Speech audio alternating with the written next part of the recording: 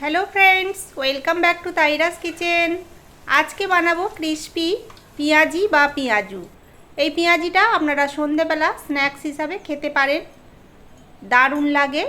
পেঁয়াজিটা বানানোর জন্য এখানে আমি 5টা পেঁয়াজের খোসা ছাড়িয়ে ভালোভাবে ধুয়ে পরিষ্কার করে নিয়েছি আর জলটা মুছে নিয়েছি। এবার পেঁয়াজগুলোকে কেটে নেব। তো পেঁয়াজটাকে আমি খুব পাতলা বা খুব মোটা করে কাটবো না, মাঝারি করে কাটবো।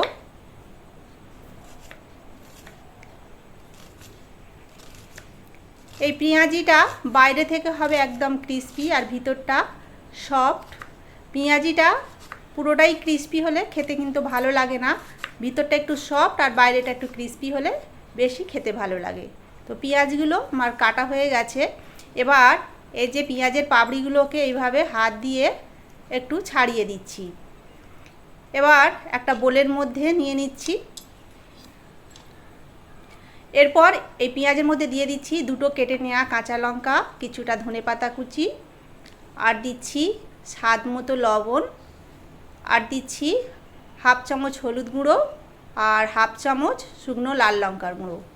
এবার পেঁয়াজের সঙ্গে মশলাটা ভালোভাবে মাখিয়ে নিচ্ছি।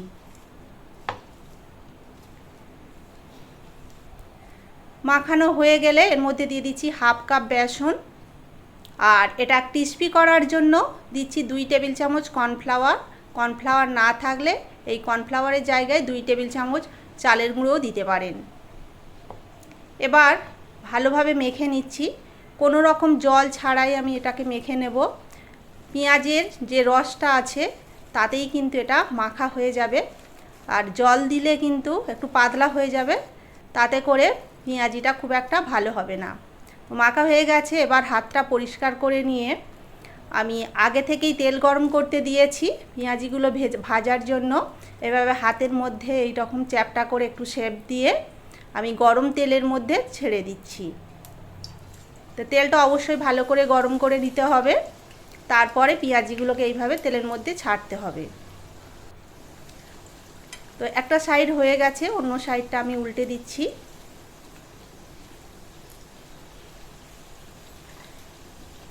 এইভাবে উল্টে দেওয়ার পর অপেক্ষা করব লালচে কালার হওয়া পর্যন্ত।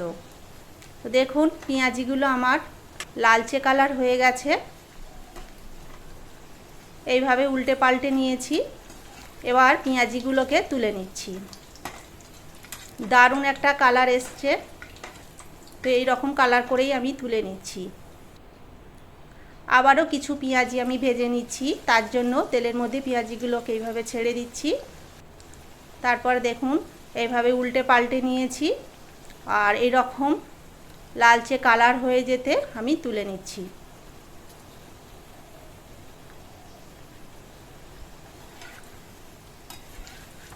তো সব কটা পেঁয়াজি আমি এইভাবে ভেজে নিয়েছি। আমার আজকের এই পেঁয়াজি রেসিপিটা আপনাদের কেমন লাগলো কমেন্ট করে জানাবেন, আর ভালো লাগলে প্লিজ লাইক, শেয়ার এবং চ্যানেলটা অবশ্যই সাবস্ক্রাইব করে রাখবেন, আর নোটিফিকেশান বেলটা অবশ্যই প্রেস করে রাখবেন পরবর্তী ভিডিওর নোটিফিকেশান সবার আগে পাওয়ার জন্য। দেখুন পেঁয়াজিটা কতটা ক্রিস্পি হয়েছে আর ভিতরটা একদমই সফট হয়েছে। এই রকম পেঁয়াজি আপনারা সন্ধ্যাবেলা স্ন্যাক্স হিসাবেও খেতে পারেন, ভাত ডালের সঙ্গে কিংবা মুড়ির সঙ্গেও খেতে অসাধারণ লাগে। তাহলে ভিডিওটা আজকের মতো এখানেই শেষ করছি। আবার দেখা হয়ে যাবে অন্য একটা নতুন ভিডিও নিয়ে। আপনারা অনেক অনেক ভালো থাকবেন, সুস্থ থাকবেন, সাবধানে থাকবেন।